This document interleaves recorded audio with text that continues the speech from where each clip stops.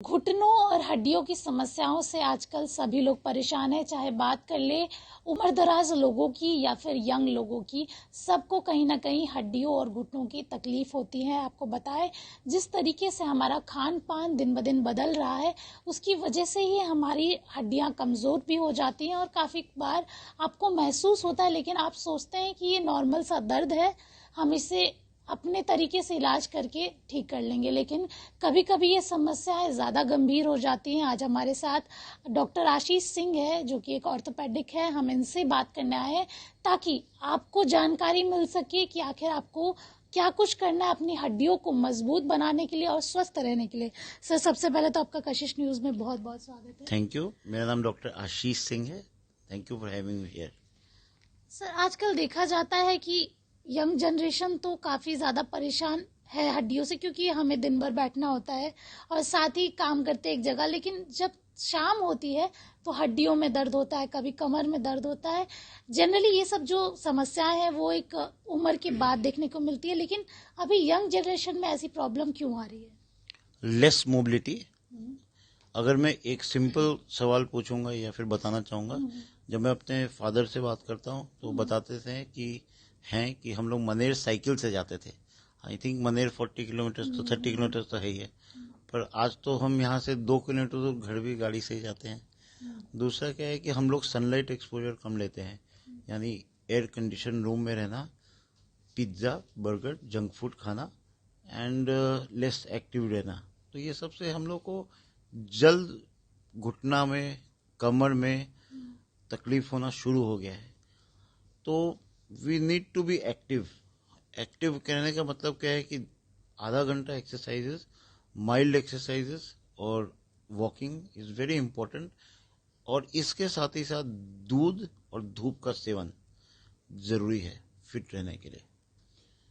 इसके साथ अभी जैसे हमारी जनरेशन है वो ज़्यादा जंक फूड खाती है, उनको पिज़्ज़ा बर्गर, आप लोग भी शाम को जाते होंगे मौर्या लोग जाके एकदम जंक फूड खाना है, उसकी गोलगप्पे भी खाने हैं, उसकी वजह से कितनी आपके शरीर पे इफेक्ट पड़ता है? देखिए, इफेक्ट का बेसिक फंडा क्या है कि कैलोरीज इनपुट ज़्यादा होगा और आउटपुट नहीं होगा तो हम लोग का बॉडी वेट बढ़ता है, बॉडी मास इंडेक्स बढ़ेगा तो घुटने पे जोर पड़ेगा या जोड़ पे जोर पड़ेगा और जोड़ जल्दी घिसेगा। और जब हम थोड़ा एक्टिव होंगे, घर पे शादी हो या कोई मेजर काम हो, तो हम लोग जल्दी थक जाते हैं। दूसरा एक बड़ा प्रॉब्लम अभी क्या आ गया है, जो हम लोग, अगर आपको कभी दर्द हो जो नॉर्मल दवाई लेने से नहीं ठीक हो, तो कृपया किसी विशेषज्ञ से मिले, क्योंकि आमतौर से हम एक फार्मासिस्ट के पास चले जाते हैं और दवा खाते रहते हैं।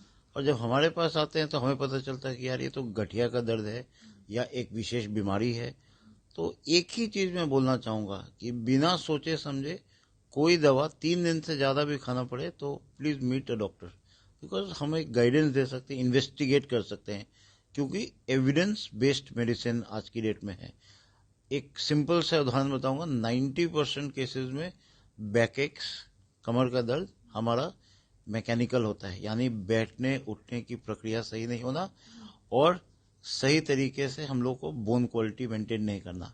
10% में हमें कारण पता होता है। तो we should think of meeting a doctor if any problem. 3-4 दिन के ज्यादा दर्द हुआ तो please see a doctor. Sir, देखा जाता है कि सबसे ज्यादा जो तकलीफ होती है वो कमर में होती है, कमर में ज्यादा दर्द होता है। इसकी वजह क्या है? क्योंकि हमारी तो बॉडी ही जो है बोन का एक बोले कि कंपाइल है किया गया है, तभी हमारा स्ट्रक्चर वही है। लेकिन ज्यादा समस्या है आपको कमर दर्द और घुटनों के दर्द में ही होती है। यस मैम, कमर दर्द का जैसा मैं बताया कि हम लोग का पोस्चर सही नहीं होता है।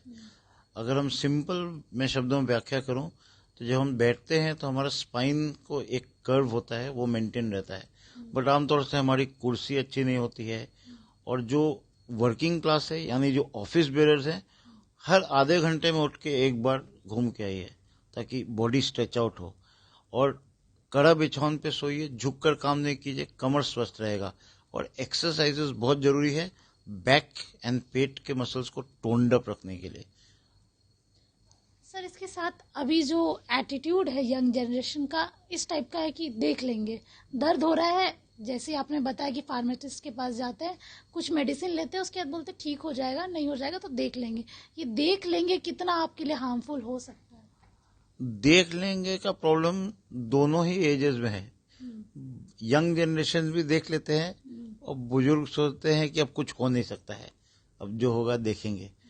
तो जब बुजुर्ग आते हैं तो काफी लेट आते हैं, तो उनका रिजल्ट्स भी थोड़ा कॉम्प्रोमाइज रहता है। और जो यंग जनरेशन है वो दो कारण से आते हैं। एक तो वो इनएडिक्वेट एक्सरसाइजेस करते हैं और या तो बहुत ज्यादा एक्सरसाइज करते हैं। वो जिम जाके सुपर हैवी वेट उठा लेंगे और फिर इतना हैवी वेट उठाएंगे कि उनका कमर में दर्द हो जाएगा, डिस्क प्रोलैप्स हो सकता है।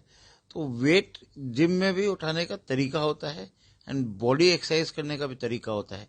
There are certain groups of muscle जिसको कि एक दिन करते हैं, फिर अगले दिन चेस्ट किए, तो अगले दिन बाइसेप्स किए, फिर पोस्टीरियर बैक एक्सरसाइज किए। बट ये नहीं, इंडिया में पीपल ऑफ यंग जनरेशन जल्दी चाहते हैं अच्छा बॉडी बनाने के लिए, हैवी वेट उठा लेते हैं और फिर कमर का दर्द लेके, प्रोलैप्स इंटरवर्टिब्रल डिस्क लेके काफी पेशेंट्स आते हैं।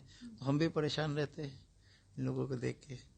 आखिरी सवाल, कुछ मतलब घरेलू नुस्खे बता दीजिए कि जो इंस्टेंट रिलीफ मिल जाए पेशेंट को, क्योंकि कभी कभी थोड़ा लेट हो जाता है डॉक्टर के आने के पास और दर्द बहुत ज्यादा रहता है, तो उसमें क्या करना चाहिए?